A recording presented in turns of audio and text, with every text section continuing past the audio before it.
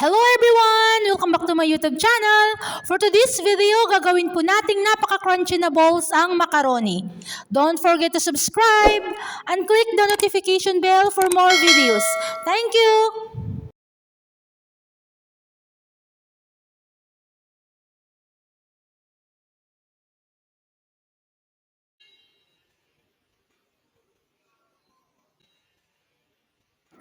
Ang gagamitin po nating number po ng macaroni ay ang 39 po. Sa kumukulong tubig po, nilagyan ko na po ng asin at saka mantika po para po yung macaroni po hindi po magkakadikit-dikit. At nilagay ko na rin po yung isang plastic po ng macaroni at pabayaan po nating kumulo hanggang maluto po. Habang niluluto po natin yung macaroni, magluto na rin po tayo ng ihahalo po natin. Gagamit po tayo ng 750 ml po ng fresh milk. Inumpisahan ko na pong ilagay po yung 750 ml po na fresh milk po sa kawali para po maluto. Hinaluan ko na rin po ng instant bechamel po na nakapak po. Once po na nilagay na po natin yung bechamel pack po sa ating kawali, continuous lang po yung paghahalo po natin.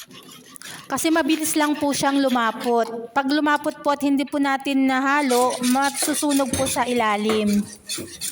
Continuous lang po yung paghahalo po natin hanggang lumapot po.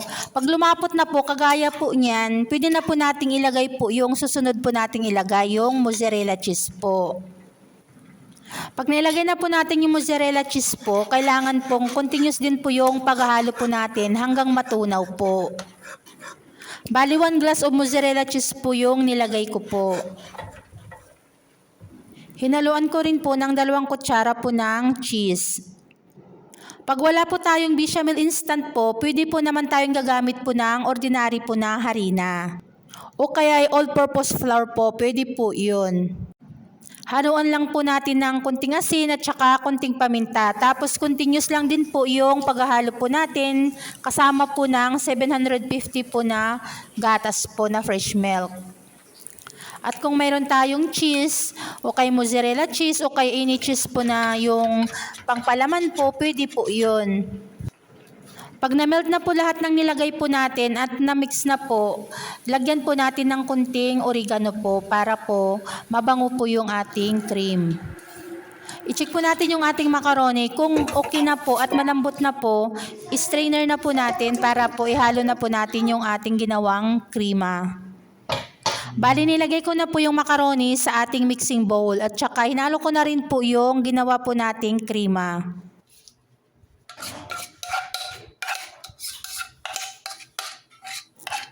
Pag naibuhos na po natin lahat po yung cream na ginawa po natin, kailangan po nating haluing mabuti po at continuous lang po hanggang mai-mix po lahat yung mixture. At para madali po siyang i-mold into balls, kailangan pong palamigin po muna natin yung ating mixture. At para mas mabilis po ang paglamig, kailangan pong ilagay po muna natin sa ref for 30 minutes po. Pwede po yun. Habang pinapalamig po yung mixture po natin na macaroni, kailangan po natin maghanda po ng ating mga gagamitin para po sa ating paggawa po ng balls. Number 1 po nating ingredients ay ang itlog po. Bali, nag-crack na po ako ng 6 po na itlog. Ini-size po ng itlog, kahit maliliit po, dagdagan na lang po natin. O kaya yung mas malalaki, wala pong problema. Hinaluan ko po ng kunting asin at saka kunting oregano po. Kung wala po kayong oregano, pwede naman po yung paminta. At saka para po matanggal po yung lansa po ng ating itlog, hinaluan ko po ng suka. Kahit kunti lang po. Pagkatapos po, haluin po nating mabuti para may mix po yung mga nilagay po nating ingredients. Pag okay na po yung pagkakamix niya po, iset aside po muna natin.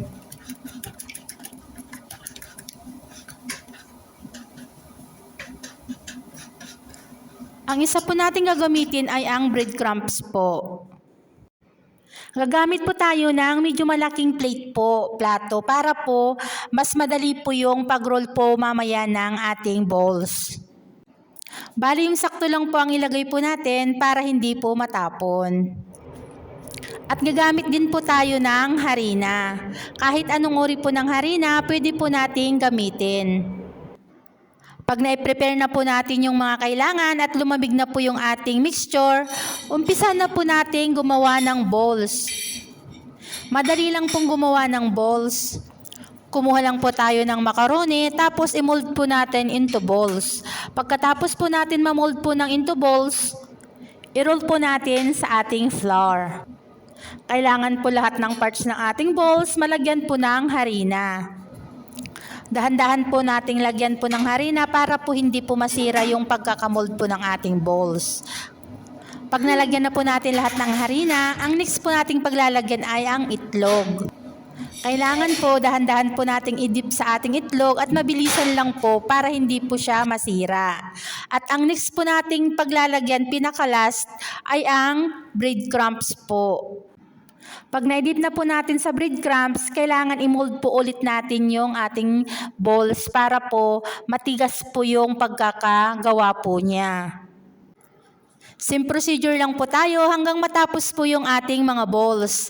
Ilalagay po natin sa harina pagkatapos po nating na-molds at saka ilagay po natin sa itlog.